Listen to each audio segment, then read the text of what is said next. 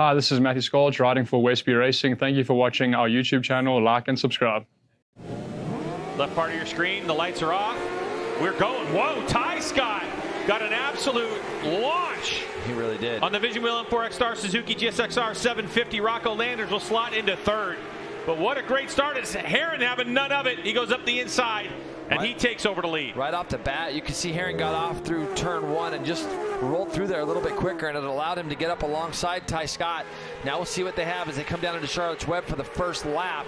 Battle behind, Rocco Landers third. Benjamin Smith is in fourth. Good start for him with Mesa. They're just a little further back. Each one of these bikes, right, Greg, we've seen a bunch of them win as Mesa goes up underneath Rocco Landers. He keeps it tight all the way up through there. Is Rocco going to fire back as they come down into the last corner? He does. Mesa's going to try to turn it back up underneath him, but Rocco's going to get a good drive coming onto the straightaway. Well, a hard and a medium, and Rocco went with the harder tire, knowing that these opening 5 or 6 laps he's going to be at a little bit of a disadvantage, but it should last him to over the course of the full race. And Stefano Mesa now looking to make that pass. He's on that softer tire, so Stefano's going to have to try and keep up with Rocco because he possibly won't have that same tire left at the end. Yeah, looking at here, Greg, is this Lockoff that's gone down? Yeah. Trying to see the number. It is Lockoff who's gone down. You can see the yellow flag. He gets in there, and it looks like he's going to have a little help. Yeah, it looks like you can see there. I see.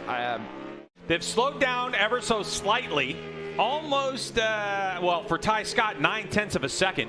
So, Jay, looking at that, it kind of shows you that Ty Scott had the big push. He closed the gap. As another couple of riders gone down. Oh, wow, yeah, 2 of them, haven't they? Mm-hmm.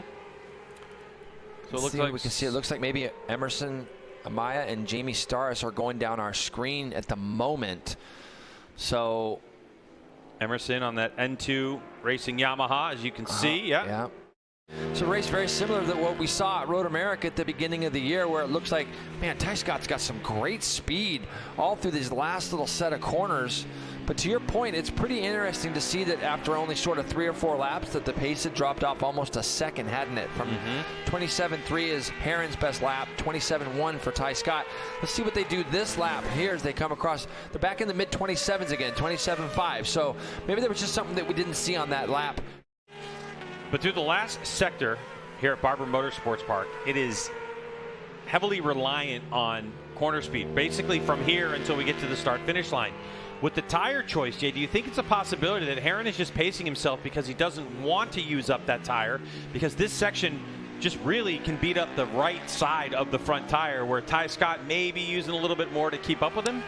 I just think that, to be fair, they're just both better in different spots. And I want to go back to what Jason was talking about, that switch over in the mindset that for Rocco Landers using the harder tire. He was able to win 3 races in a row, and he said a lot of that comes from just the discipline of knowing that he can't push any harder than what he has to push. It's too hard on the tire, so he can go faster when he needs to, but he said he can't do that lap after lap after lap. He has to race smarter, and that's what it's allowed him to make these big steps up in the Supersport category. Yeah, and that smartness just got him into second place. That was really clever. 27.1, only a 10th off. Here you go. He gets up underneath him, and you can see Ty Scott just gave him a tiniest little bit of room. Rocco then squares up that corner, is going to get a ton of drive up over the top of that right-hander where we've seen Ty Scott. If you're new to motorcycle road racing, the only information that these riders get about their race is either to look behind them, which is not recommended, or the pit board when they come across start-finish line. The teams will have information, as you saw Rocco's mom giving him information on that pit board. So next time by, Josh Herrin is going to get the information that Rocco Landers is on the charge, and Mesa up the inside. So Mesa makes a nice pass on Ty Scott. Jay, just for the last couple laps, it just doesn't look like Ty Scott is comfortable at full lean angle right now. I think it's a motorcycle, to be fair. I've seen Herrin run around here on a bunch of different bikes, and you know, we know how good is. Rocco's going to set him up right here, Greg. Here comes Rocco Landers. Is he going to go up the inside? Not this time.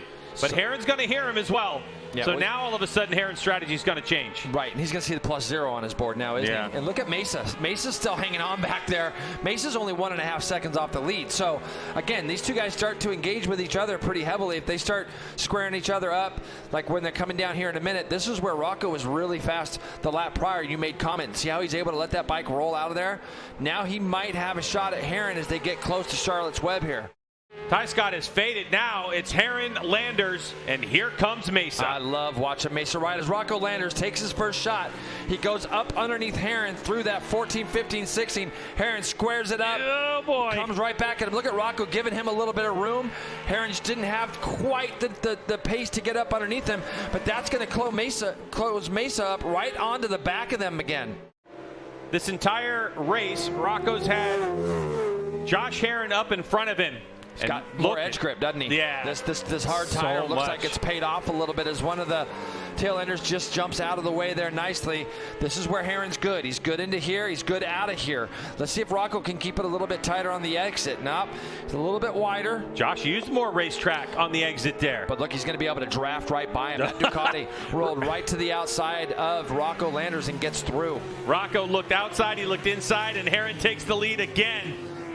Which he was earlier. He could put himself down the inside. As you can see, Herrin protects the left side of the racetrack because Rocco is so fast through there. Good move by Josh Herrin to hold him off. Will he run it tight all the way up through 14, 15, 16? Herrin, look at Rocco Landers up over the top of that hill. Goes right through. Now what's Mesa going to do? That's it. Mesa could be the spoiler in this entire fight. So Landers takes the lead again. That's I mean, these are lines like a Junior Cup lines that Rocco's using. It's to his advantage. Yeah, there's going to be some place, and this is where Mesa's good. Let's see if he takes a shot. He does. He takes a shot at Herrin and goes up underneath for second place, Greg. They're going to be close coming down into here. Oh, boy. Side by side they go. Herrin with a little bit of squirt up and over the hill.